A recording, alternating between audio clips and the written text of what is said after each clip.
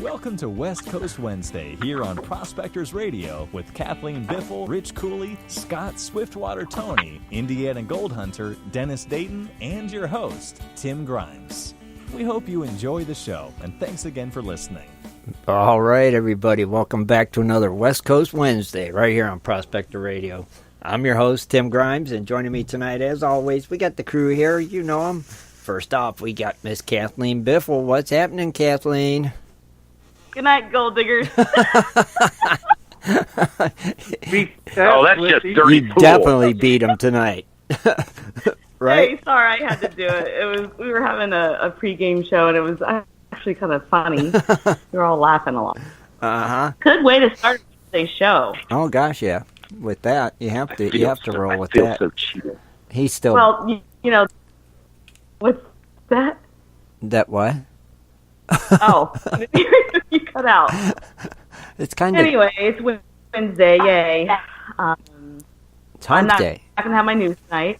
Yeah, it is hump day. Mm-hmm. I'm not going to have news tonight, but Scott's going to have a guest on later, but we'll still, get through our introductions and stuff. Oh, yeah. Save my stuff. But I do have a little bit of a fun fact that's pertinent right now. Can I just... Why, yeah. You? Yeah, heck yeah, let's hear it. Well, today is, the first day of spring, the equinox. And it's also what they call the March worm moon. What the heck? Worm. What's W-O-R-M. I think they're just making up this stuff. No, get this. It's got its name because it always marked the time when the earthworms would, push up from the ground because of all the moisture. Mm-hmm. And so then the robins came to eat them. So that's how you associate robins with spring is coming. Oh. Interesting. That was a fun fact. That is a good fact. Okay, because it's... Did you say equinox? She said moist. It is the The ground what is is moist. that? What is the equinox? It's the change of the season. It's spring today. Oh, okay. I didn't know what that. it means is Earth on its axis On its axis. is equal. So you have equal light and you have equal dark. So today was like really, really balanced. So that was another thing that was interesting. So what you're saying is the flat Earth believers now we're straight up and down, right? Maybe. Yeah. So you're gonna fall off the page. Yeah. Yeah. No. So anyway, it's cloudy here. I can't see it, but I did see some of it this morning. If you have a chance to look out at the moon, it's a super moon. It's going to be one of the last ones. Oh. And they say, this is a good time, obviously, to set out your crystals and recharge them. Okay. But it's also a good time to set some goals, define relationships, and it's the time for unlikely pairings. I don't know what that means, but it means stepping out of your comfort zone. Oh. So if you're thinking about doing that or on the fence about it, now's the time to do it. Now's the time before the night is over. I'm not giving you advice. I'm not giving you any mental or financial advice. In any way, shape, or form, right? You can see the voice. Yeah, the signal's... I wish I could see it. I wish I could. Right. Yeah, it's kind of chopping up, Kathleen, your signal. I don't know why. Yeah. Can you hear me now? Catching about every other word, it seems like. Yeah. Really? Yeah. All of a sudden, it got squirrely. Yeah. Okay. Well, maybe I was talking too much. No, it's never that. No. It's never that? No. No. Well, anyway, can you hear me now? How about now? It's just weird. Just keep it talking and just keep talking. Okay. I'm just keep talking, okay. Just keep talking. How about that weather? How about that weather? Man, it's spring. About dang time. Let's see what's going to happen. Is it going to snow tomorrow or Saturday? Oh, yeah. Oh, I'm so disappointed. I'm so disappointed. I know. We're going to open, get the camper ready and then try to go prospecting and camping. Wait, you was going to get the camper ready? Yeah. You mean, wait a minute, hold on. She's gone. Wait a minute. What? I'm seeing something. It's an RV. Yeah. A borrowed it off a buddy of mine. He took my house. On an RV. Okay. Okay. Anyway, she's been in storage, so we miss her a lot. And I don't know that we can now this week because we're going to get another cold snap. No, we're not, are we? Yes, we are. Oh. It was supposed to be 60 degrees Friday, and now it's going to snow or something crazy. No snow. Not snow. For real, really snow? Well, freezing rain more than likely. It's a freezy rain mix on Friday. So we'll get down into the 20s, low 20s. It's never going to end, is it? It's like a cruel joke. You know, spring comes, and then the snow comes, and then freezing rain comes, and it's like, it's just not going to stop until... You know how March is. I know. It just holds on. It's just one of the crazy months. I'm just over it, though. God, it's enough already. Like you said, you know, you had the robins out and the sunshine today and yesterday, and it's like, okay, you know, this is good. When's it going to start warming up to 60 degrees and sunshine? And I still go outside, you know, when it's like this, but getting in the water is probably not something I'm wanting to do right now. Yeah, no, that would not be. But maybe we can try out the sluice and go someplace and go sluicing instead of dredging. There you go. No, get wet. Go for it. There you go. Well, I will get a little wet. Oh. Right. Well, you know, because you're panning and stuff. Oh, God, yeah. Yeah, you're going to still get wet. It's a little moist. Yeah. Now, you guys still, when you're still wearing your waders and stuff, right? Always. Just boots. You know, that would have been a good idea last Saturday, but they were in the camper. Oh, and we would have Oh. to drive all the way to storage to go get it. So I ended up wearing just those overalls that I guess you can hunt in them. I'm not sure. They're a little long on me, so She doesn't tuck them in her boots. well, because they don't stay in the boot. Well, Hello? can't you, like, tape them to your leg and then put your boots on? Some gorilla tape, maybe. Yeah, you know, tape them, you know, and then put your boots on. I just walk on them and stuff. I don't care. Oh. And that's what I got in the water with, and it was, of course, drenched. And my feet were a little cold because I was just wearing the water boots Right. and nothing like any dive socks or anything like that. So yeah, it was kind of cold, but it was panning, so you know, you get out of the water. And right, and you're going to get wet when you're panning. I mean, it's just inevitable. It's going to happen. You know, always. But at least you went. Yeah, I know. And maybe next weekend I can get the dredge going because it's allegedly supposed to be 60 degrees. But this is, you know, let's not hold our breath, right? Yeah, you can have a blizzard one day and then, you know, a drought. I don't know. Oh, God, yeah. Yep, definitely. You know, it's funny. The temperature will be 60 degrees, but the water's going to go, I don't think so. It's gonna be good. Next weekend, Yeah. Kathleen. Dredging, she will go. Guaranteed. That'll be cool. I hope the dredge starts. Oh, yeah, it's a Honda. It'll start... Well, it's been in the garage. It'll start It's been so second cold. pull. It'll be like first pull and second pull. She's, what, 3 years old now? See, mine was older than that, and it would start like second pull. Yeah. It's a Honda. It's a Honda. You know that. It's going to fire right up. They don't... You know, it's guaranteed. Yeah. Guaranteed. Oh, yeah, it'll be ready. It'll be ready to get the gold as much as you are. You know? So, it's all good. I hope you get to go. I hope the weather does cooperate. And you do get to get out there. You know, get the camper. Me too. And go. Get the dredge in the water. Get out there and just have some fun. Right? You are ready. Ready. Awesome. I'm going to try out my essential oil bug spray Are you? when I go camping. So I just probably shouldn't be. I didn't get any feedback from We haven't even seen a picture yet, have we? Yeah. You know? No. Man, it must have been super good. Well, it was super heavy. I know that. Yeah. It's like, man, let's see some pictures. I want to see this. Man, wow. Right? Come on, post some pictures of that awesomeness dirt that you got. If you guys don't know what we're talking about, it was a gift basket thing I did with all of our pay dirt. Yep. Well, not. I don't want to call it pay dirt because we don't sell it. Right, but we'll just gold dirt. It was gold dirt. That's what it was. It was gold dirt. It was dirt with gold in it. Nice gold. Lots of each gold. One of us put our own together, and where you can pan it out. And I think we came up with clever names for them. Tim's was Tim's Tailings. Tim's Tailings, yeah.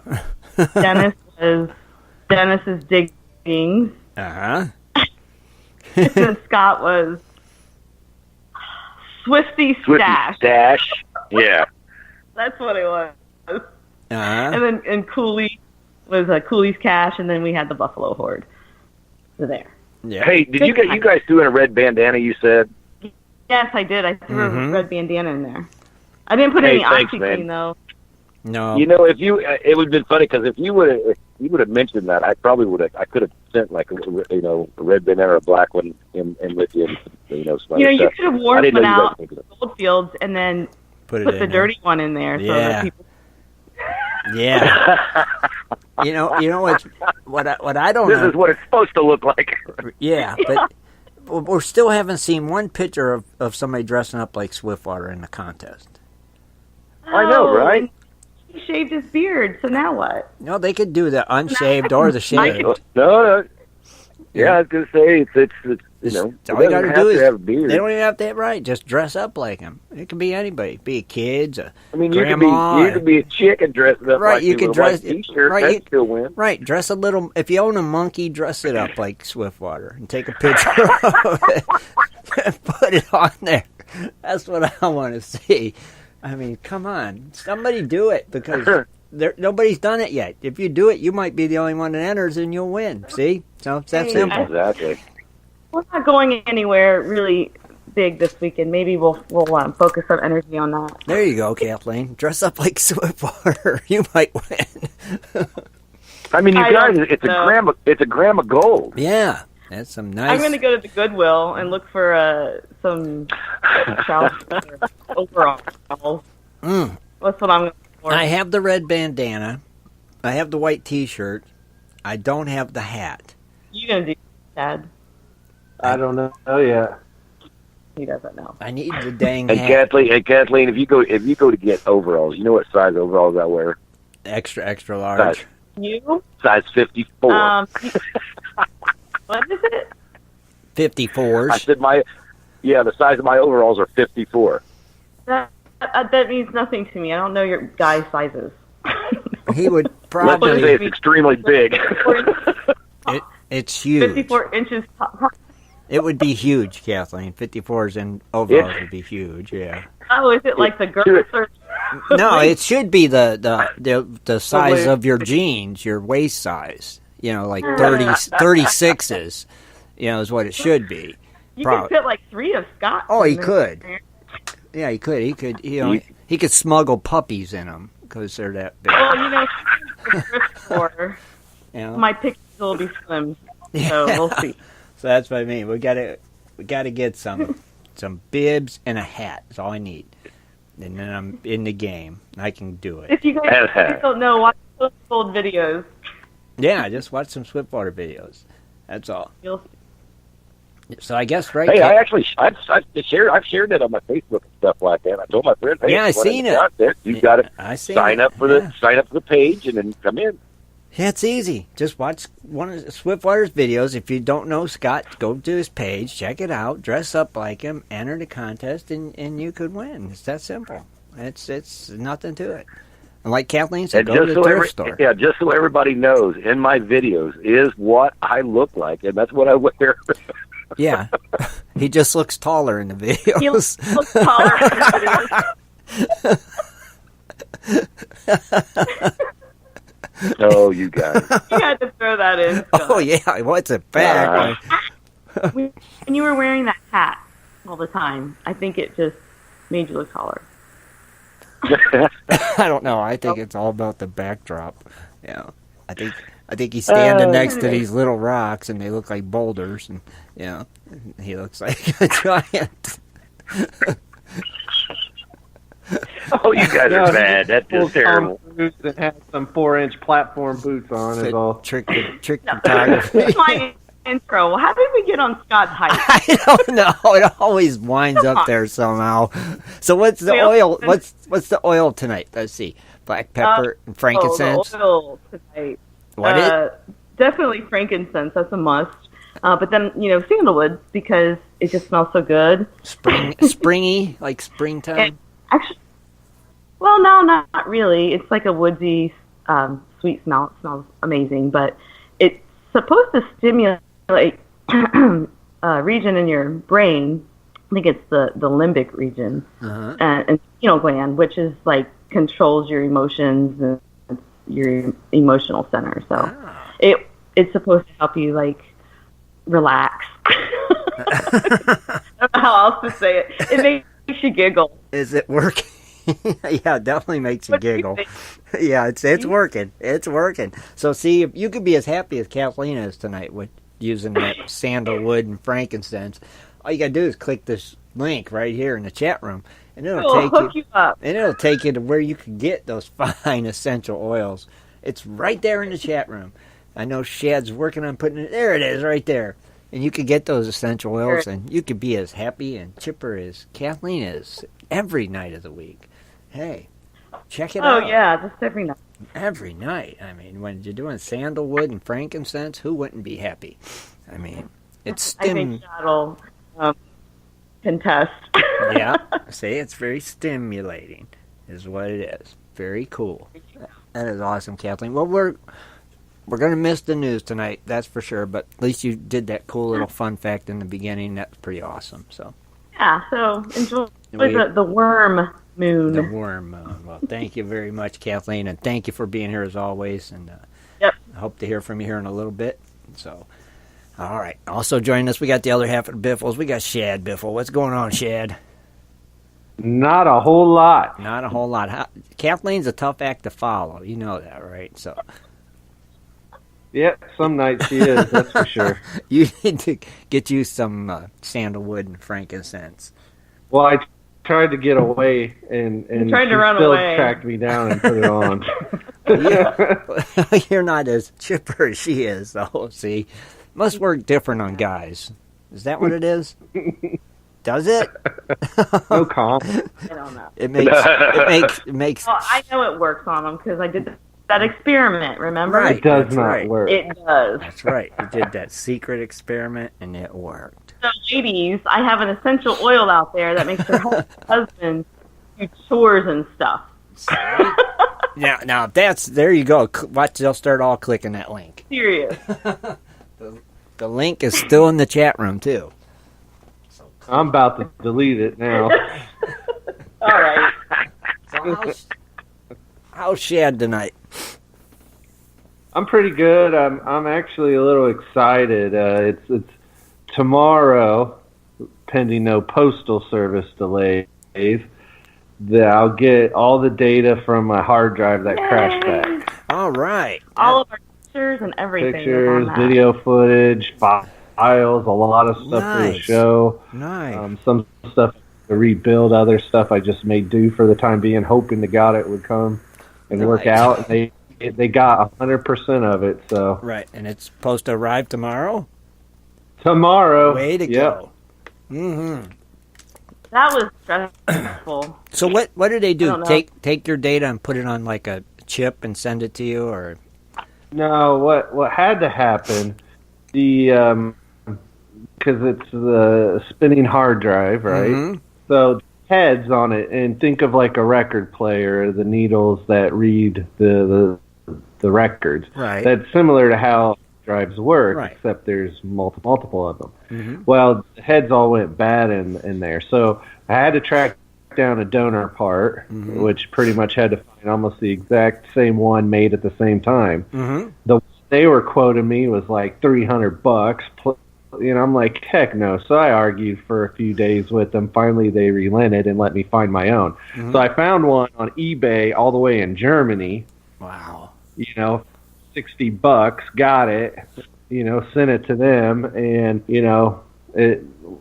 it worked. So they were able to recover 100% of it. So we'll of course see once I get it tomorrow. But when they do that, they then put all the data onto an external hard drive. Okay. Okay, that makes sense. What are they taking this data off of again? Huh? What are you trying to retrieve? I don't know. I'm a loss. Did you lose a computer or a cell phone or? No. God, we just lost it. My old computer of 2 years, the hard drive died. Like just wouldn't read anything anymore. So I've been struggling trying to find a place that wouldn't charge thousands of dollars, and I got this one basically just over $300 total to get it done. So it was tough. It's like you think how much is those pictures? How much is that stuff worth to you? Yeah. Yeah, exactly. I went back and forth, and I was like, it was stressful. I mean, we had to talk about like everything that was on there. If we could just live without it, and there was a lot of things we couldn't. So. See. But yeah, I get it tomorrow. So. Cool. Right. See. I'm excited. Because we're in the middle of editing videos at the time. We had all the Cronies Club videos that Michael Myers shot, and all the pictures that we took of it. I mean, you have no idea how much stuff was on there for just the actual show and site that we use. And of course, all of our stuff that we use for our own videos, and not to mention all the personal crap. Yeah, so that's cool. At least it'll be back in your hands tomorrow. That's awesome, brother. Good to know. I mean, you'll have it back. That's awesome. And it didn't... Especially the videos, Just everything. Yeah. Mm-hmm. Yeah. It's like, what are you going to do with that stuff? I mean, it was some cool trips we did. So what are we supposed to do with everything in the cloud? No. Well, normally what I always did, I have it on an external hard drive. However, one was going bad, I know, because it was an older external. And where I went from is I moved it all onto a computer to then move it onto a new one. Well, after I moved it onto the new computer, I was doing some other things, and it died. It crashed. It was done. It was the worst time. So, yeah, I won't ever make that mistake again. No. Live and learn, right, Shad? No. See? At least it's all good. You got it back. That's the main thing. So I'm glad, buddy. So you got your precious metal and your birthdays tonight? I sure do. And let me tell you, the precious metals are, hanging in there. They're doing well. Okay. Gold has moved up $9 more. And so it's at 1,315. Okay. So it looks like it's going to have a good trajectory here, hopefully. Silver's even up 13 cents to $15.48. Come on. Platinum, that's up $14 to $864. Now, of course, our big mover here on the four primary precious metals is palladium, up $8 at $1,591. I mean, that one just seems to keep going up. Mm-hmm. It's not slowing down at all. No, not at all. I'm wondering, by Sunday show, by the end of the week, will we hit $1,600 in palladium? It might. It might. And then our friend rhodium, well, that's another one that's continuing a steep climb upwards at $20, closing at $3,210. Nice. So that's shot up now. Big time. Yeah. That really Gotta love all the shortages, the threats of strikes in those mines for the, where they pull those minerals from, and all the tightening of car emissions. I think for rising prices for those two. Sure. Man, crazy, but good. So there you have it. There's your precious metals. Very nice. Like it. All right. Birthday time. You betcha. All right. Is Dennis singing? Yeah, I'm always singing. Or is Dennis and Scott doing a duo again? Oh, no. Dennis is good. Dennis has got it. Okay, Dennis has got it. All right, Yeah. Go for it, Mary. You ready Go then, for it, Dennis? Dennis, you ready then? I'm ready. All right, well, go on. Let her rip, Tear Chip. All right. Happy Love it. birthday to you. Happy birthday to you. Happy birthday to you. Happy birthday to you. Gets it perfect Every week. Amazing. That was actually better than his last one on Sunday. It I was. mean, I don't know if people pay attention. There was a difference. There is differences. Yes, Yes, you're right. You just got to pay attention. It's subtle, but it's there. Mm-hmm. Seems like an angel. Truly. What? At least. All right. Go ahead. March 20th, day of the equinox. It's your birthday. We have Bob D., Caleb Bennington, Oh, that's right. Damon Helmantler, Avila, James Killian, Jay Tin Pan Clausen, Kevin Drake, Margaret, Mike Gardner, Panning Prunkle, Paul Bodnar, Randy Smith, Robert J. Scarborough, Robert Roberts, T-Bone. Say T-Bone. Burden Belay. And then tomorrow I can only see 3. So we have Alan Robertson, Chad Bowens, Ed Smith. Oh, make this 4. And then, Jeff and Slim. I wonder who that is. Oh, I wonder if that's Jeff and Slim. It's just It may be Jeff. We'll find Williams. out tomorrow. it's my daughter's birthday too. That's, Oh, that's right. right. Our daughter That's Spencer, right. our oldest. Oh, Spencer. happy birthday, Spencer. And whose page you going to do? Caleb's? Yes, I am. I gotta do Caleb. You got to do Caleb's, yeah. All right, everyone. Well, Caleb Bennington is a male from Clyde, Kansas. He's joined the site since February 2015. He's a prospected machine. He's a large man, larger than life. Larger than life. In fact, he's so large, he once ripped a pair of waders. When it was actually 20 degrees in the creek. That's not why he ripped it. Got a hole in He had him. a hole. So, what does that man do? Obviously, he just rips off the waders, keeps the boots on and shorts, in cold waters, and continues to dredge high bank dredge. That's it? So, he loves to do every type of spectrum. Underwater dredging is the bomb. Does God, you're breaking up bad, Chad. We can't hear you. that music's pretty loud. Your music's loud? It went so Yeah, you nice. break it up It pretty went much. so nice with your little... Yeah, you were cranking it though, man. Really? It was cranking? That's right. Yeah, it But, was cranked. No, It man. It was crank. cranking. It was It cranky. was cranking, man. Really? I can't... It sounded perfect here. Wow, it was Oh, cranking. It was But loud. Caleb loves to dredge underwater. It's the bomb, he says. He found the site off of YouTube from Dennis Dayton, Indiana Gold Hunter. Oh. All right. He That's loves how I to found sluice it. and dredge, yep. Very cool. So he's a great guy. And He just got back from Hawaii. He Yeah. did, yeah. Oh, Making no. us all jealous with his Facebook pictures. know. Every day's in paradise. Hawaii, that dog. Hey, good. There's maybe his early birthday present to itself. That's pretty cool. You know? But no, Caleb's a great member, a great friend of all of ours. He's, if you ever have a chance to meet him, He's funny. you'll never forget him. That's for sure. No. He's really He's a funny. great guy. So, Yeah, definitely.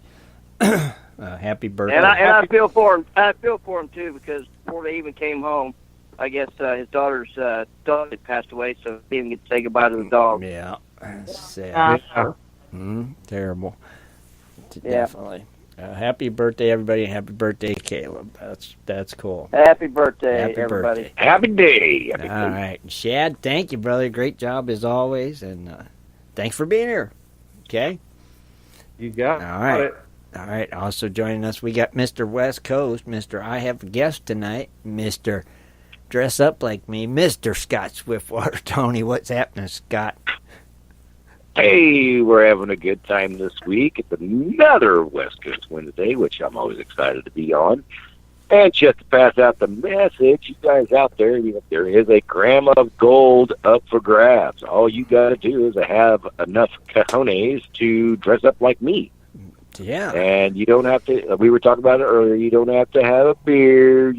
You don't have, it's just a contest to dress up like me. Look like Mr. Clean. That's it. Yeah, whatever. But yeah, you guys, jump in on the bandwagon on that, and all you guys that in the chat room tonight, we're seeing a good audience. But man, if you can, we got Roger Kaplan tonight. That is Superstition Mountain Museum, but they do a lot of stamp mills, and they do a lot of, how do you say it, rehabilitations to stamp mills, or they bring them back more or less. What's that? He refurbishes stamp mills. There you go. You can call it that, refurbishment of stamp mills. But anyway, these guys they got a lot of history and stuff like that. And then, you know what? Share this stuff out on your Facebook stuff or whatever you're on. Share this out and get the people that that actually dig gold to come on and listen to this guy, because it's going to be some cool shit. Because because the. No, I'm sitting here trying to close the door because I got some idiot out here yelling. But anyway, yeah, that was my bad. But anyway, he's got a lot of history and stuff, so it's going to be cool. It's going to be really neat to hear. That'll be interesting. So it's going to be. I think it was, because, like I said, remember you guys back. Most of the listeners are probably going to remember. We had a rock and gym show that I went to, and I was going to take some videos, but it more or less turned into a rock sale more than what I thought it was or what it sounded like, where, guys are going to teach you about lapidary and try to get you into the system of doing that stuff. There wasn't that many people, but like I said, I found these guys here, and they had a little stamp mill like out in front working, and it was really cool how it was working, and the information that they held was really cool to me. And like I said, I briefly got to talk to him, and in that briefness, I actually had to come back because he had a lot of people that were picking, his brain for information about stamp mills. I thought, man, that would be a great show for a West Coast Wednesday, because not a lot of people out there, like myself, I know what a stamp mill does. I know what it was made for, but I don't know when, why, or, who was the first, to come out with that stuff of the stamp mill. And I'm thinking that he's got that kind of information. So it was intriguing to me to hear it, and I know if it's intriguing to me to hear it, it's going to be intriguing to our guest as well. Mm-hmm. So I think it's just going to be a neat show, and he's a really cool guy. He's a real laid-back guy, so it's going to be interesting to hear what he's got to say. Well, we look forward to it. That's going to be cool. Pretty cool. I'm hoping so. Because me, what's that? Did you guys meet at the Chihuahua race? No, it wasn't the Chihuahua race. I forgot about the Chihuahua race. It was actually, I didn't get a chance to go to that one because I was busy moving and stuff. But it was like I said, the rock show was a cool rock show, but it was more of a rock sale, and that's what I was looking for, something different. And you guys set me out to it. And like I said, the video that I would have been able to take, just was stuck. At least you went, and you're our roving reporter who can go to these events of interest, because we don't live in Arizona. Right. So you've got to you represent us. What it's all about. Mm-hmm. Yeah, well, if there's something here, we go to it to represent and to you find out. You represented us, buddy. That's right. You did a good job. So there you go. Right. That's what you do. You owned it, so no worries. And you got a good guest, and you got a good guest out of it. See, that's what happens. Yeah, like I said, he's going to be pretty informational, so All right. it's going to be pretty cool. Oh, cool. I think, anyway. Well, we'll be getting to him as soon as we get the introductions done and and get him. But like in I said, we need those shares. We want people to share to their buddies that That's this goes. right. It's not able to, that don't even know about us, even probably on the radio tonight. That's Right. right. Get those shares in and get people to come in and listen to it. Come and It's gonna be- listen. I think it's going to be fascinating. Oh, heck yeah. It's going to be good. Well, Scott, awesome. I won't keep you. I'll get to Dennis, then we'll get your guest in Got here, and we'll get it rolling, okay? You got it. Awesome, brother. Thanks for being here, man. Uh-huh. All right, last but not least, we got the Indiana Gold Hunter himself, Mr. Dennis Dayton. What's happening, Dennis? Well, not a whole lot. I know it's supposed to be nice, 58 Saturday, and 64 on Sunday, and sunny. And you're going to... So, I don't know. No, it's I don't know yet. sorry, it's not. Fake Might news. be doing a road trip. Uh-huh. We're not sure yet. We're going to find out Friday, and or Dave, I meant. Right. So, anyway, we don't have A anything road set in trip stone. there. We A don't road know trip. yet. A secret road trip. A you don't. road. A road road trip. trip. A road trip. Yeah. You're going on the road. You don't. Road. You might be out of state, might be in state. We don't know yet. We're throwing a lot of stuff up in the air. Seeing what And, sticks, huh? Well, yeah, we want to get his 6-inch dredge out too, and do some testing. Right. Learn it, play with it, all the good stuff. Oh, yeah. It's always fun to fiddle around with it and see and, Oh yeah. get out there, get wet, and have some fun. Right? Yeah, absolutely. Heck yeah. So that's what You know that I'm looking forward to. there's been a couple of people that's always told me, if you're going to test a dredge, put it in a pool. That way, if anything, you can see what's going on.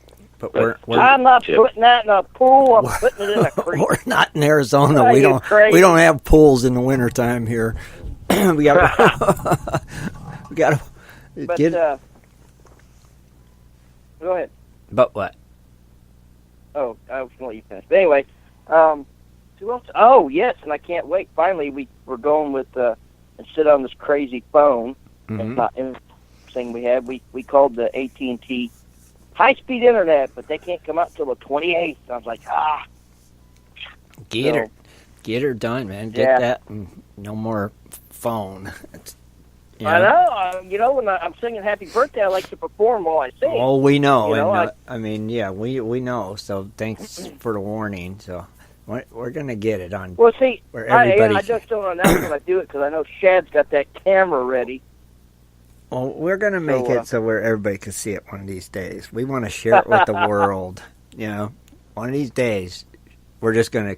Shad's gonna have something ready, and he's gonna click something, and it's gonna be like. I don't know if I want What? I won't be just a entertaining bum then. when I get home from work. That what, Kathleen? I'm just a bum when I get home from work. I don't know if I want to be on camera.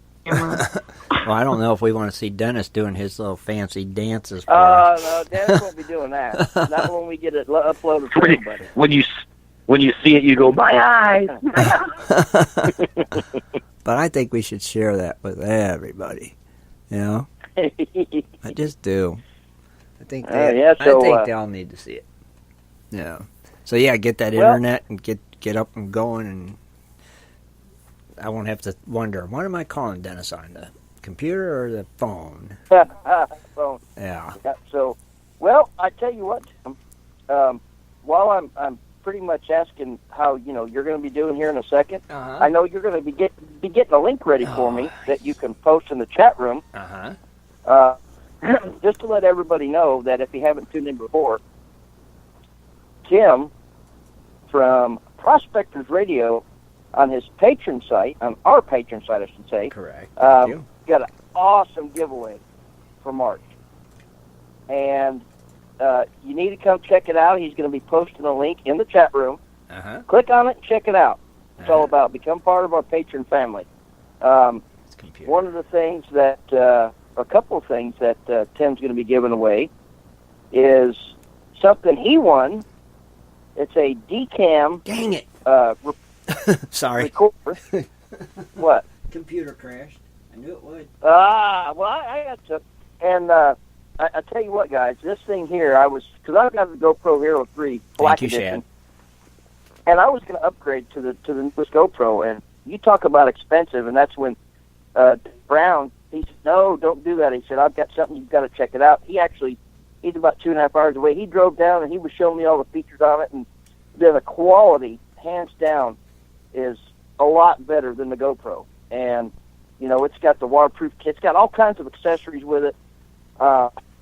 I think it absolutely outperforms the GoPro. I mean, it's 4K, Wi-Fi, Bluetooth. I mean, it's got all the bells and whistles on it. And if you have a GoPro and you have it, will interchange to the Dcam. So this thing is awesome, and that's going to be one of the two items. And the other item is an AT pinpointer, which is waterproof.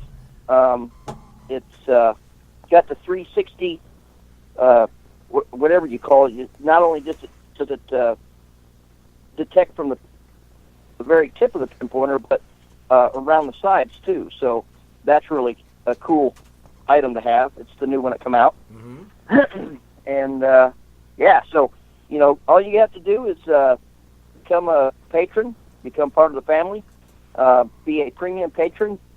Just make a $10 pledge, and you're in. You get entered into all the monthly giveaways, and as it grows, giveaways get better and better and better. So Better and better. come check us out. We Heck love yeah. the support, and love to have you guys as part of the patron family. Keep talking, because I'm trying to get this computer restarted so I can get Scott's guest. Ah, okay. Get Scott's guest in here. But anyway, I know it's going to be nice this weekend. And what's the weather supposed to be like in Ohio, Chad, Kathleen, this weekend? I don't know. I don't know what it's supposed to be like, Dennis. I know that they said something that Friday or something it's supposed to be snowy-ish, rainish, so Oh, man. I'm sure Saturday won't be much better. Yeah, aren't you listening? Yeah. Yeah, but I just want to. It's going to be nice, though, isn't it, this weekend? No, it was supposed to, but now we're going to have freezing rain and snow. Right. Oh, well. Yeah. I'm kind of bummed because we were going to get the camper out and go somewhere. Yeah, that's one of the road trips was to So, go to Ohio, next but weekend. that's not in the works then if it's going to be that way.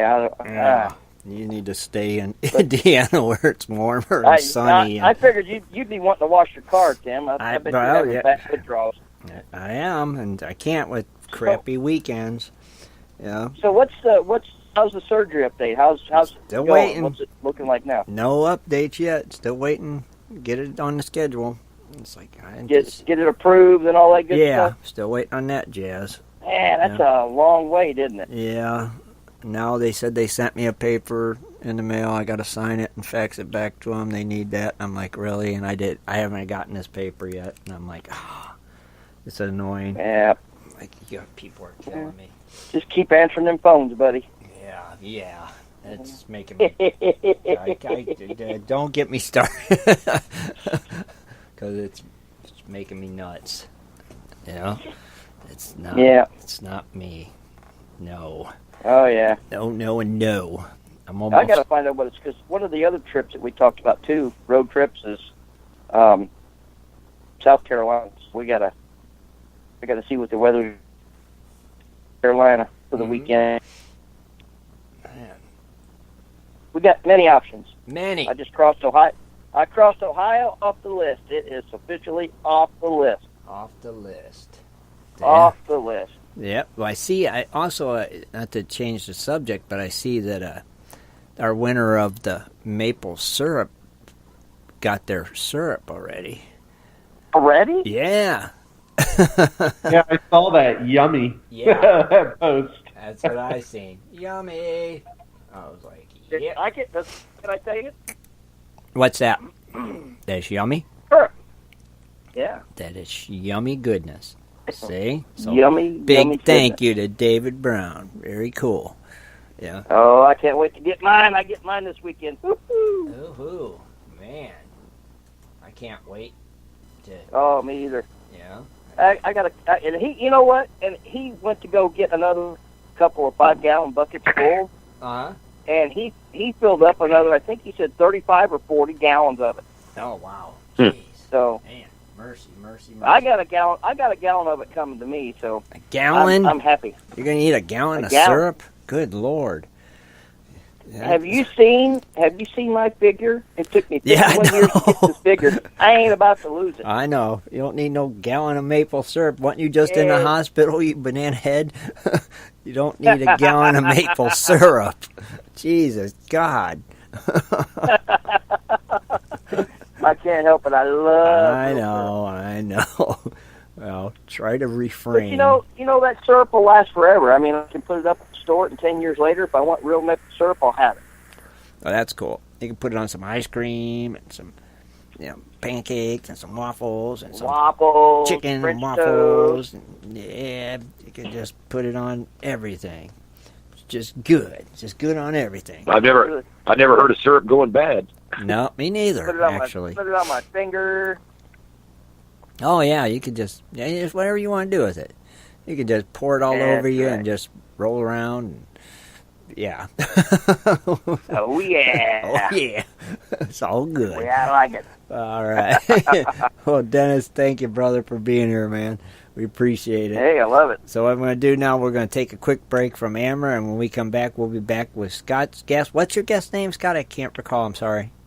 Did you say Roger Camplin. Okay, thank you very much. My bad. You got it. We'll be right back, everybody, after this message.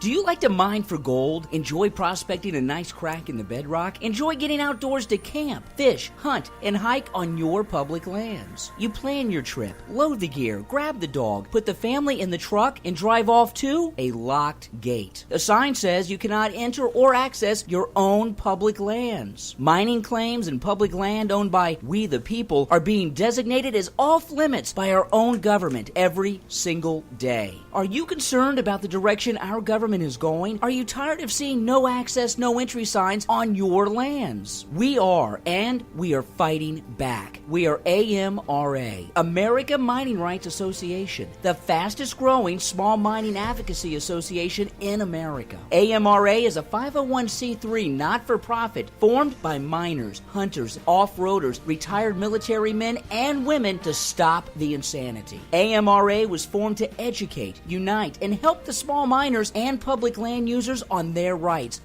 given to us by God. Do you want access to great mining claims? For a small tax-deductible donation to their Miners Legal Fund, your family gains access to proven excellent mining claims across America for an entire year. AMRA challenges the USFS, BLM, EPA, and the other agencies intent upon stopping you from enjoying your own lands. You are who pays these people's wages. It is time they listen to us. We need to unite. And that is what AMRA is doing. As you sit here right now, thousands of acres of public lands are being closed, locked, and blocked from use by you. Are you fed up yet? Join us. Get in on this fight and let's restore America to what our families fought and died for. Freedom. Just visit AmericanMiningRights.com. AmericanMiningRights.com. Also, check us out on Facebook at American Mining Rights Association. AmericanMiningRights.com.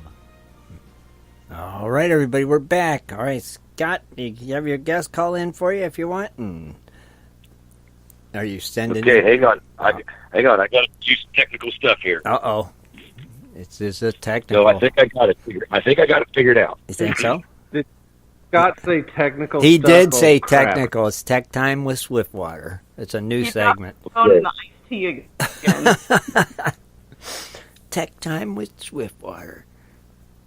I'm doing... Okay, I did send the text. I had to figure out today how I could actually keep the call open and still send the text. Like I said, I usually don't do that stuff. So Ooh. I had to try to Ooh. Look at you. I'm telling you.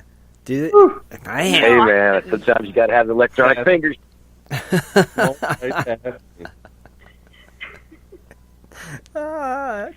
Sometimes it works good, sometimes it don't. You need to put instructions on how you did that because that's pretty clever. It's not. Yeah, I'd it like ain't to easy see for the me. video. Yeah, the video would be nice, to show us how you did that. Well, I'm sure a lot of other people know how to do that, but me, I don't. You don't really keep a call open and send somebody a text. I don't think Shad knows how. I'm not sure I know how to do that either. I mean, that's pretty technical. That's above our pay grade. Funny guy. But no, I sent the text. I hope he's going to call here soon. I'm watching. I was hoping we could be able to call him, but I'm watching the old Skype-a-rooney screen, waiting on him to call, give it a big answer. The minute he calls in, maybe you could explain stamp mills a little bit while we wait, Scott. Well, the stamp mill, what a stamp mill was, and they don't use them too much anymore. Now, they still might. I don't know about it. But there is active stamp mills that you can actually see what they did.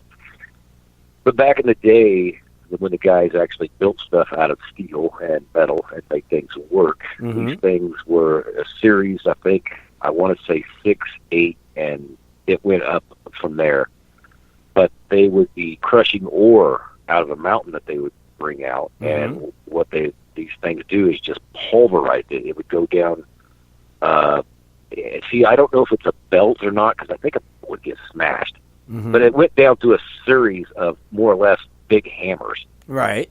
And it crushed the dickens out of it. By the time it got to the end, it was pretty much crushed. Okay. Really good. And it was kind of cool, because then they put whatever come out crushed up in a slurry, and then that slurry is what they would get the gold out of.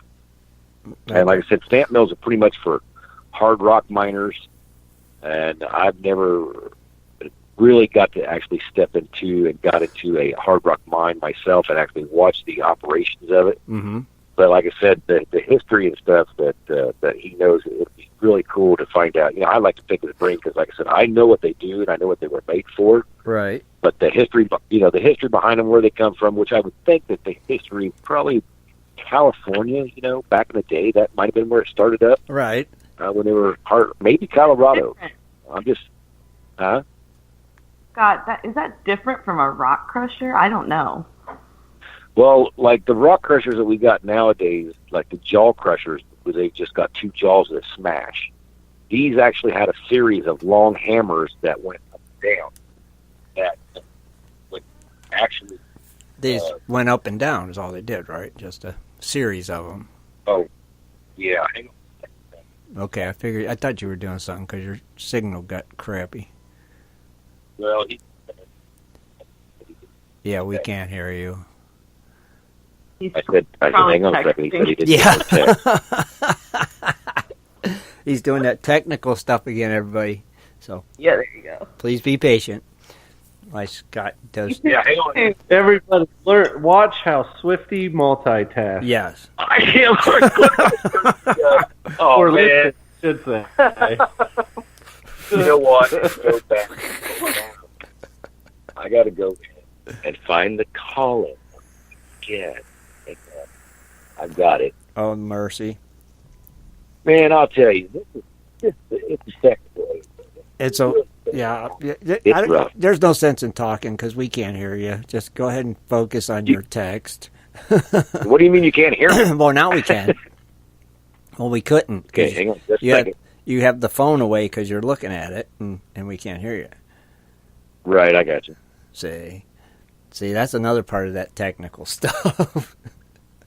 So when we go on video, you guys have to be on computers, correct? Yeah. Is that correct? Yes, correct. Yeah, I'm on a computer too. I'm on both.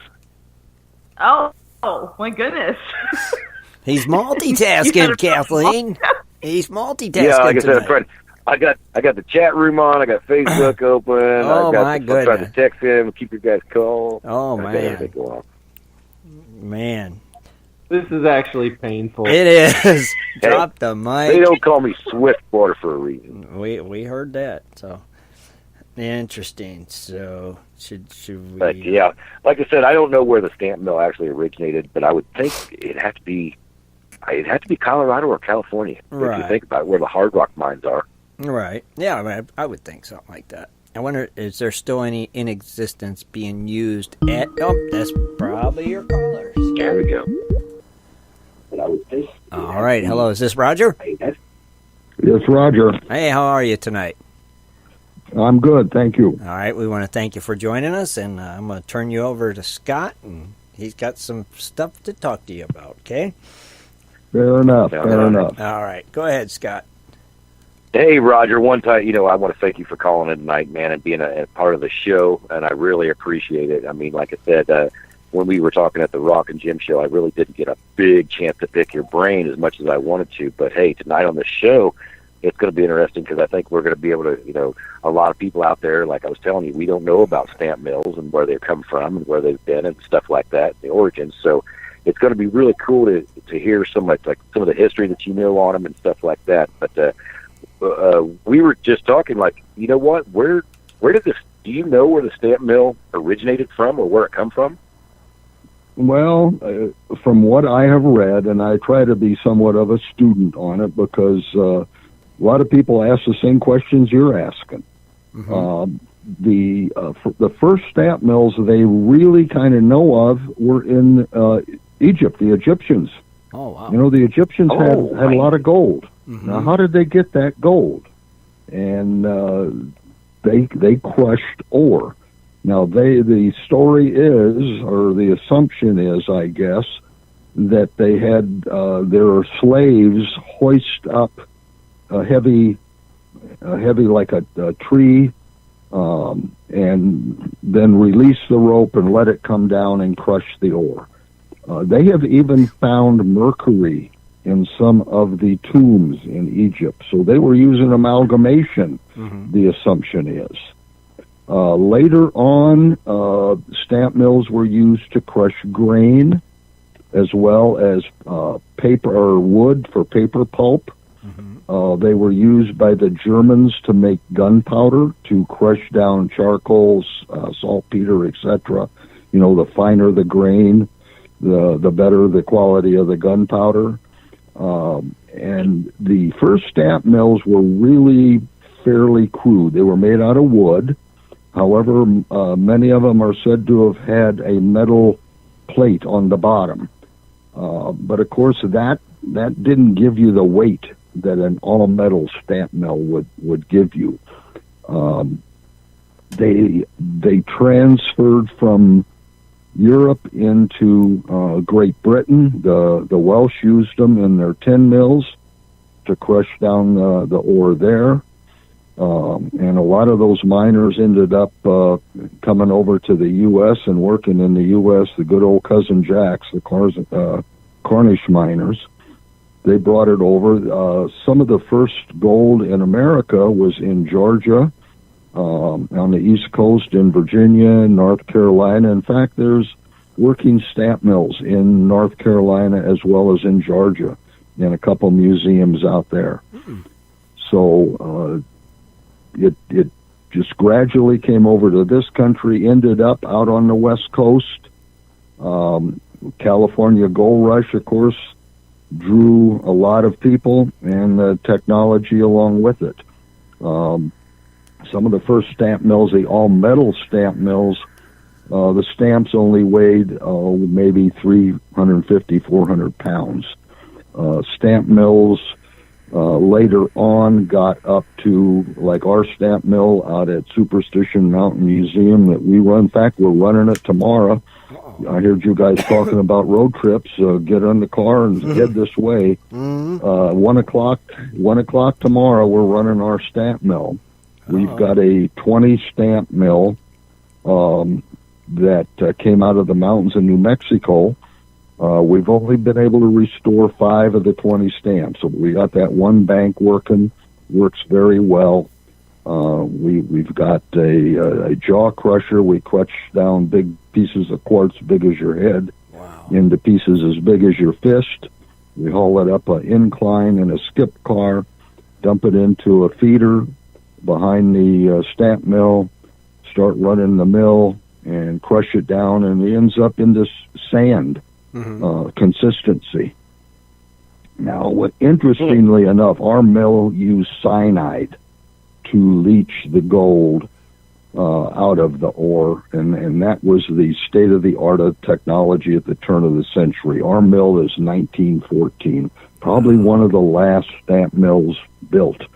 It has some features that I've not seen on other mills, and I've worked on 9 different stamp mills I have hands-on experience with, and our mill is fairly unique.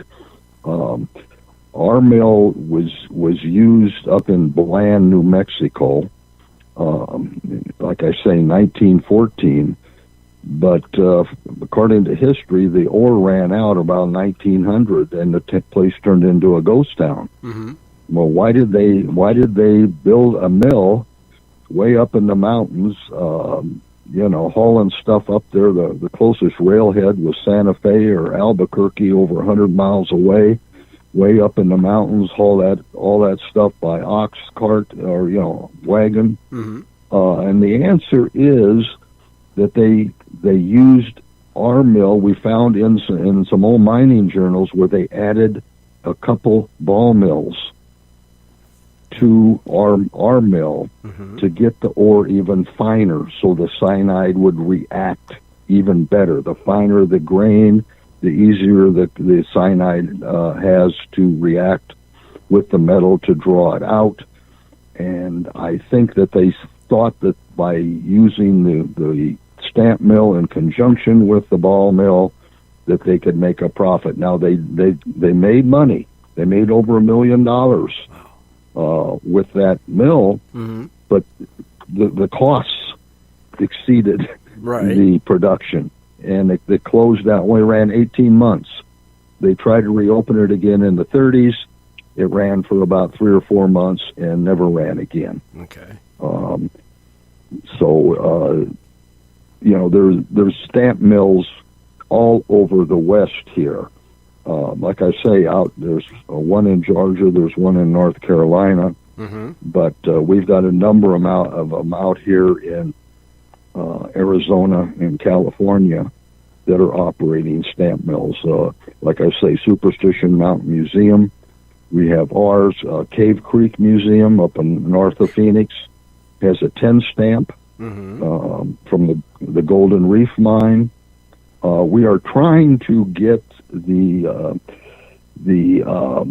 Farmer Mining and Mineral Museum in downtown Phoenix. That was shut down about 10 years ago by the governor. She wanted to make a millennium building out of it. She shut down a world-class mineral museum. Oh, jeez. And never could get the funding for her millennium building. But we've got a 5 stamp down there. That's the one I cut my teeth on. That's where I got my millman certification. Okay. Many years ago. Right. So now Roger, that one. Roger, Kathleen had a question earlier, and I didn't know how to answer it. But on a stamp mill, is there a certain amount of number of stamps? Like you said, it's a 22. You're doing a 22 stamp. Is it a 5, a 6, or a 6, 8, 4, or is there a certain amount of stamps that they ever put in? The answer is yes. There's all of those. Typically, they come in a bank of 5. That is your classic stamp mill, and the reason for that is this. And this again, the stamps are timed differently. They all, the cams are arranged to drop those stamps in a sequence.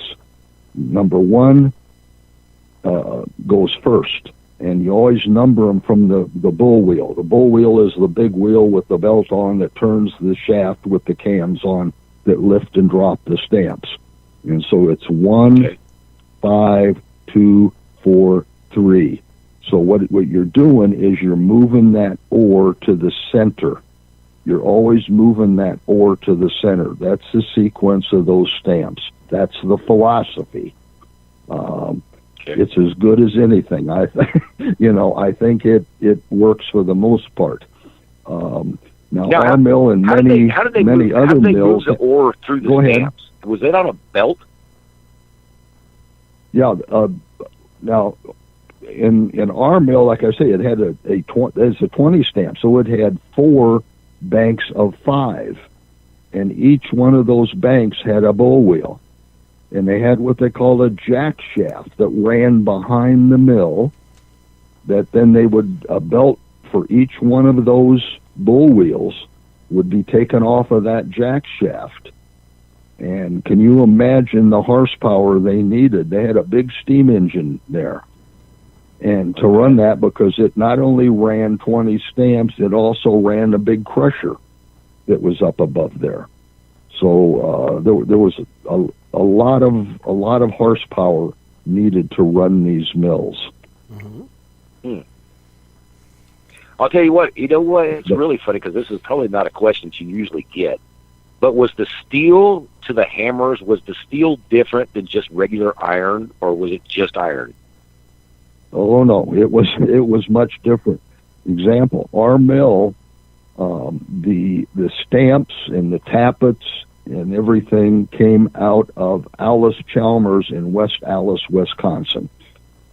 They were the ones that cast all that, and can you imagine the hauling out to, up in the mountains in New Mexico, what that cost? Our mortar box came out of Denver. That's a one-piece cast mortar box where all the ore is actually crushed.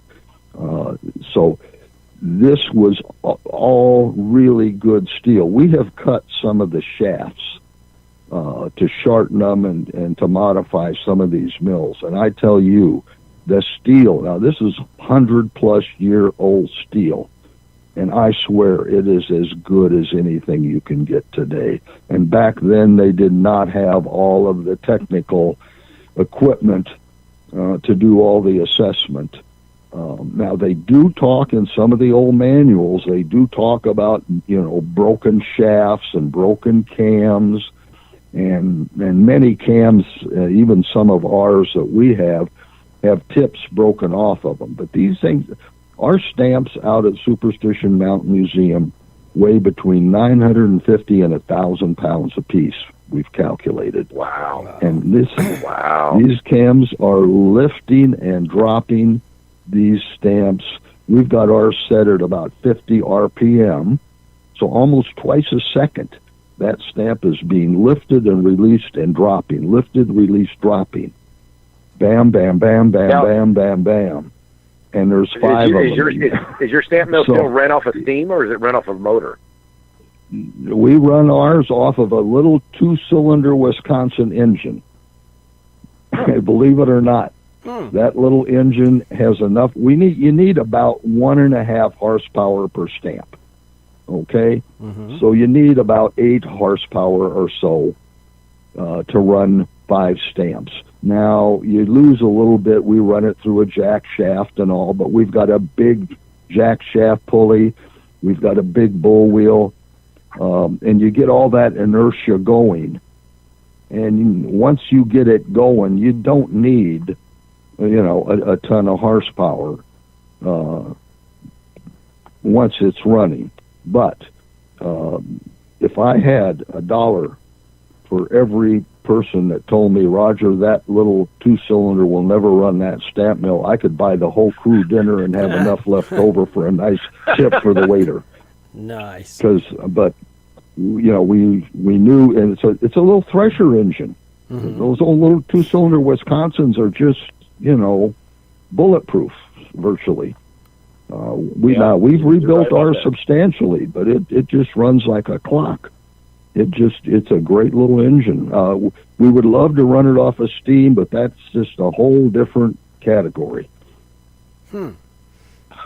Just a whole different category. It's not really safe neither. I mean, steam's a dangerous thing in itself, I think. But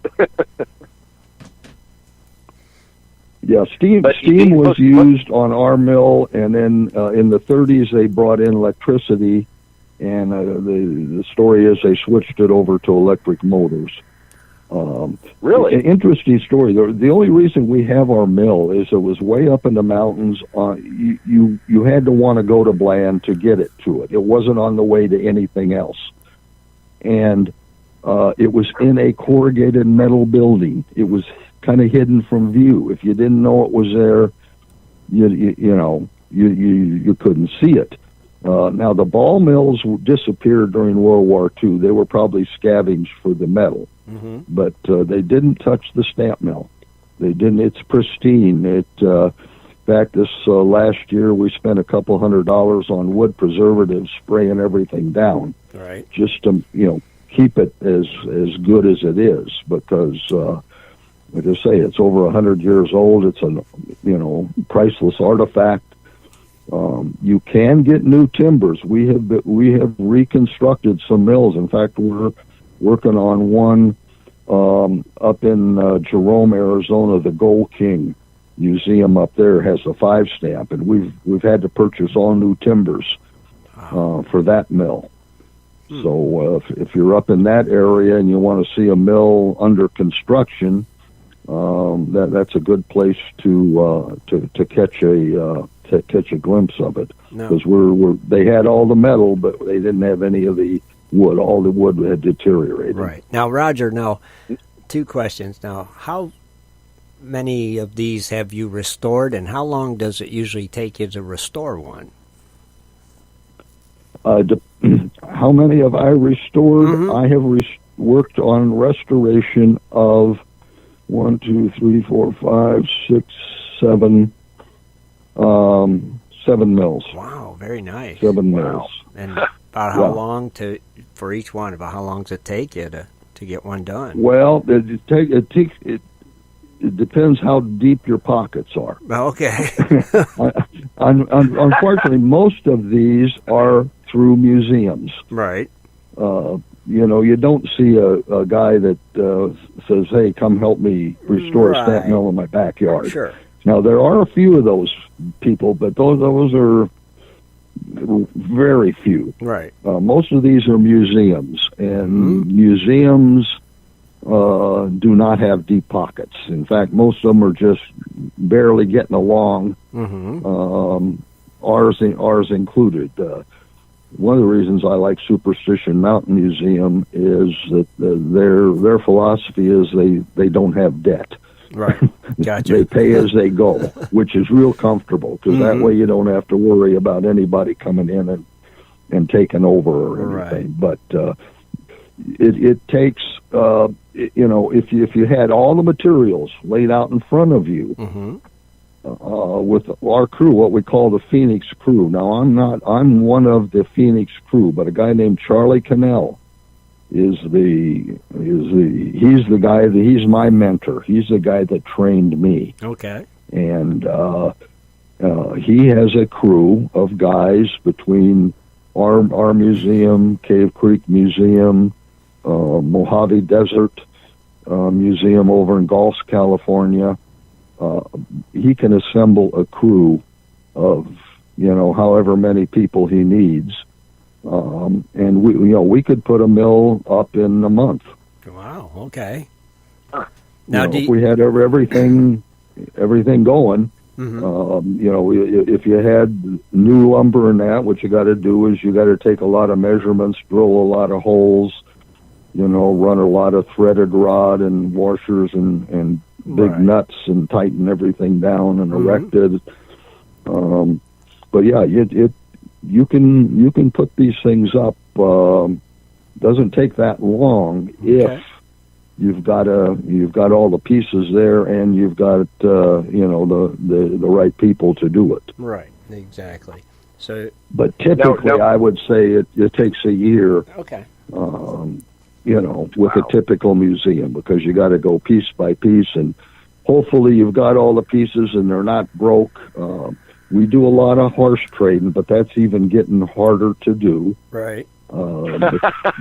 Because, museums are getting more, what I want to say, professional. We used to be able to just talk to each other and say, "Hey, do you have such and such?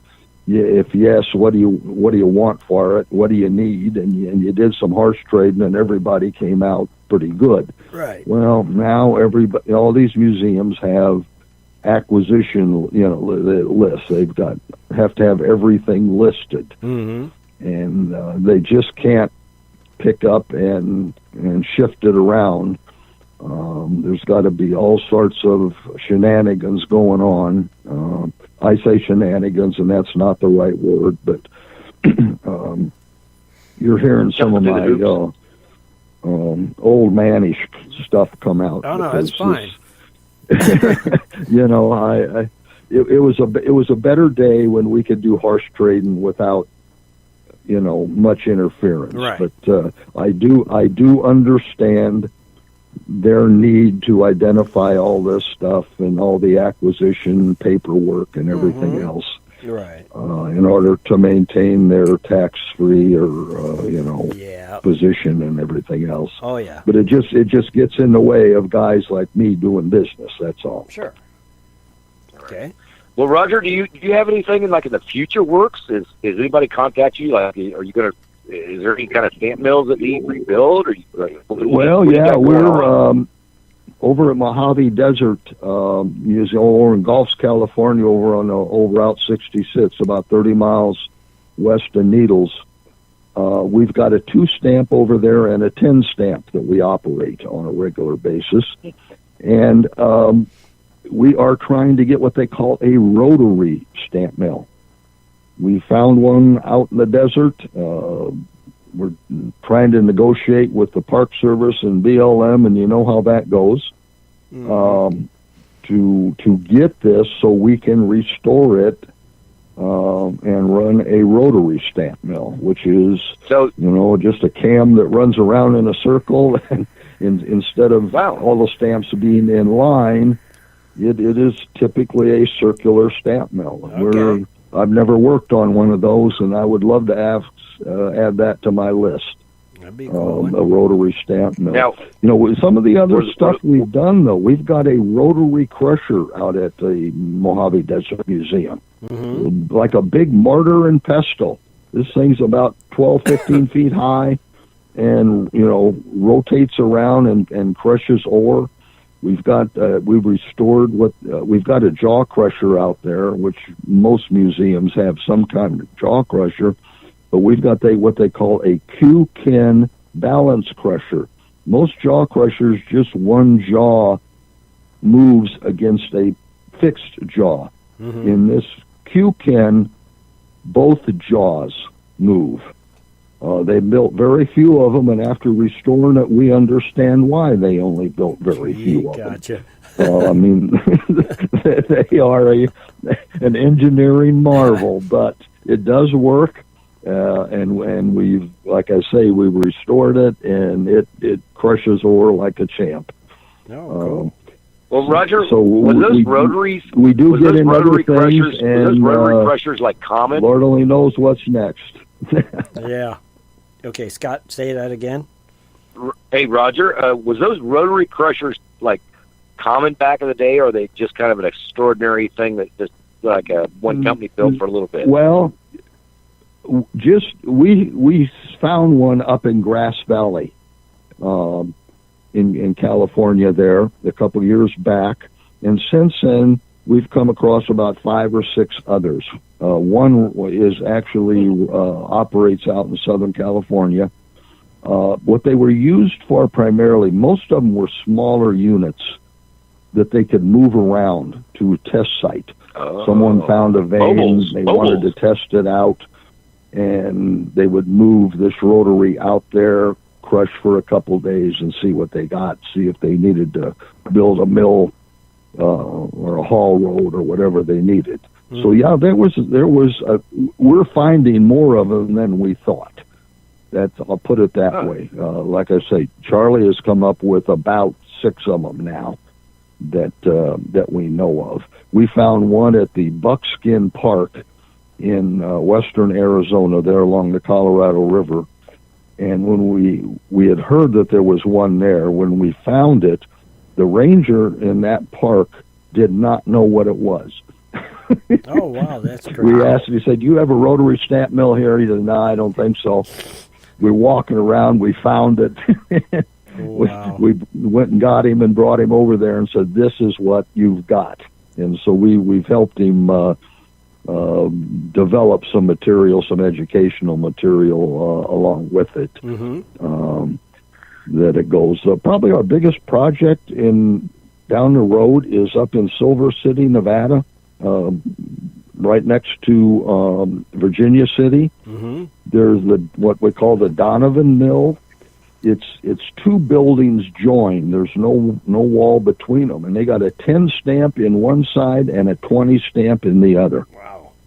And we were up there. We took a crew up there twice. I was on the first crew to do an evaluation of, is this possible to get any of these running? And so we did our evaluation, and now they are at work, and we'll probably make a trip up there once the snow melts, and work with them again as the next step. But that if they can pull that off, that will be just one wonderful stamp mill. That would be. That'd be cool. Get them back up and Hey, going. Roger, just a quick question. When you go out and you say you found, like you were talking about, a stamp mill and the BLM guy didn't know even what it was, do you, as a historical, you bring back historical stuff like that, do you go through a lot of red tape getting that out of there to restore it for historical monuments or whatever, something for museums? Do they give you a lot of red tape about that? I tell you, the last best example of that is Charlie Cannell again. He kind of runs a crew up at Cave Creek Museum, and the mill they have there, the Golden Reef, was served by a tram line, and some of the tram towers are still standing up there. Now they've got the stamp mill, but the tram, so we found these tram towers, went up there and assessed them. The wood is still good in them. There was enough hardware there. We subsequently found out that they never actually operated the tram, but everything was there. But the standing tram towers are on BLM. Oh. And they went out there, and BLM, they took the time to come out there and look at them, and told them what they wanted to do, how they were going to do it, etc. And they said, no, they're an artifact, and we can't let you touch it. Now, the next time there's a grass fire up there, all that wood's going to be gone. Mm-hmm. But what we were able to do is part of the tram line was on private property, and the owner of that property allowed them to come up. I was on that crew too. We went up there and we salvaged all the metal parts for this tram line, enough for 2 towers.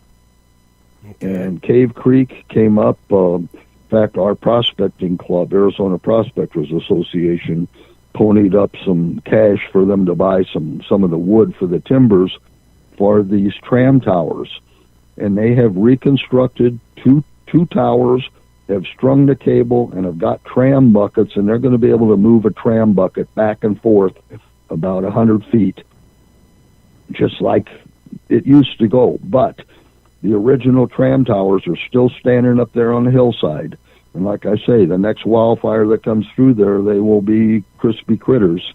But BLM would not budge, would not.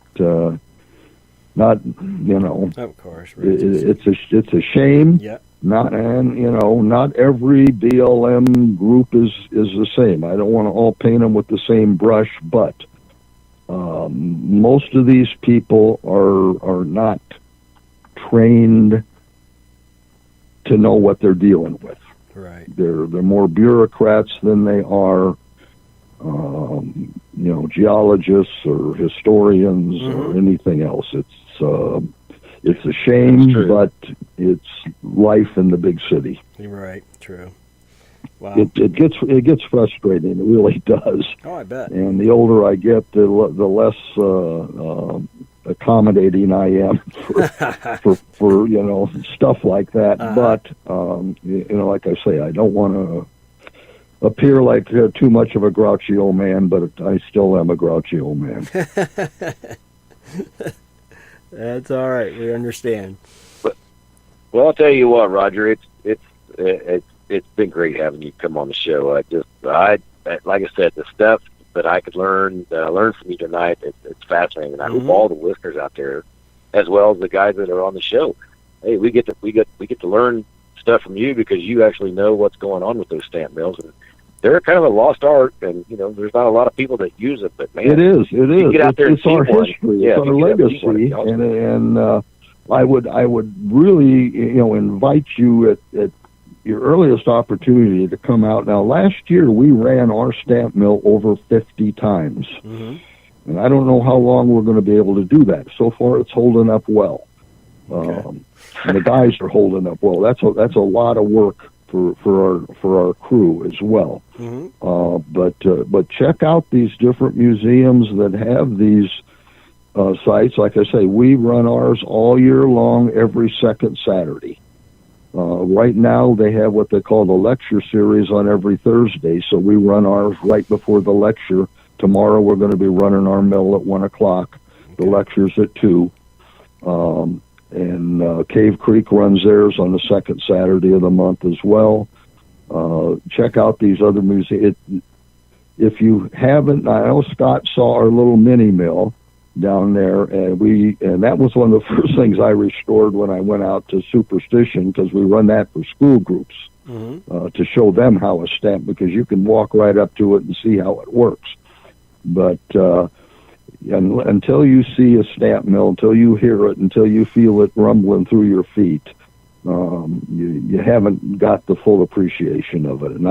And please, if you come out, or any of your listeners come out, look for me. I'm usually the guy in the red hat. They make me the safety man.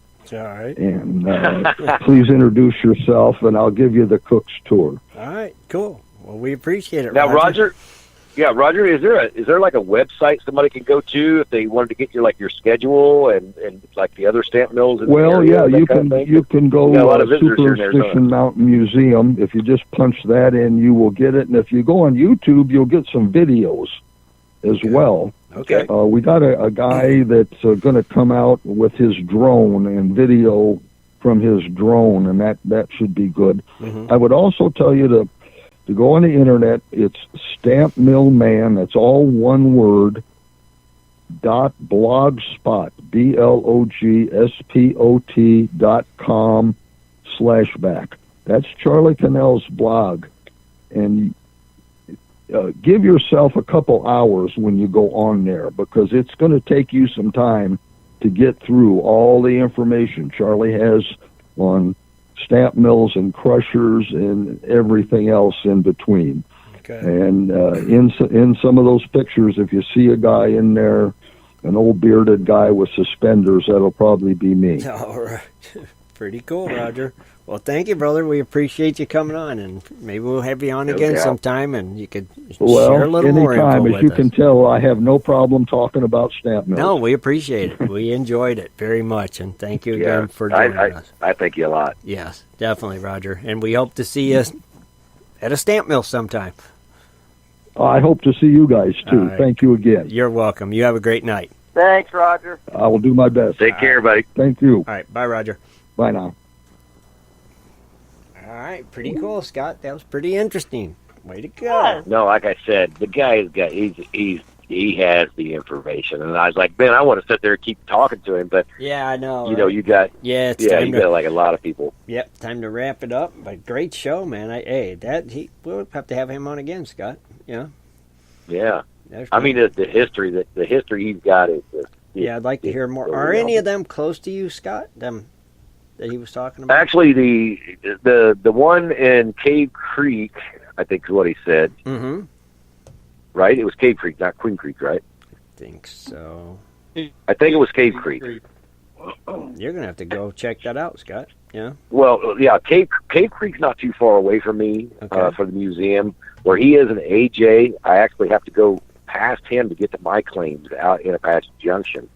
So, and it's funny because I don't see you never see signs for stuff like this. Right. You know, museum this way. You never see those signs. I don't understand that, but I know it'd be cool. Man, 22 stamp mill. 22? That'd be cool. You imagine man. Your feet would be shaking. Yeah. Boom, boom, boom, So I said it'd be cool to see it, see the process of it, crushing that ore. That'd be pretty sweet. And like he said, they work on every 5. Mm-hmm. So right. 22, you're like, you'd be feeling like a motor under your feet. The timing pretty would sweet. be crazy. Yeah, it'd definitely be sweet. Yeah. You'll have to try to check it out one of these Totally. times. Very cool. All right, so I guess we'll just go ahead and call it a night, and we want to thank Hey, you. just a quick thing. Uh-huh. Everybody out there listening, remember, share to your friends. Look like Swifty. It's a gram of gold. Who's going to win it? That's I don't right. know, but it's going to be awesome. Gonna be somebody. All right. And check out the patron site. That's right. And don't forget That to as be well. here Sunday. We'll be here. Normal time, 7:30. Oh, yeah. And one more thing. One more thing. Good night, gold diggers. Oh, you dirtbag. We're out of here. Good night, everybody. Good night, Tune gold in next diggers. Sunday at 7:30 for another great show. For updates and more info, please go to www.prospectorsradio.com.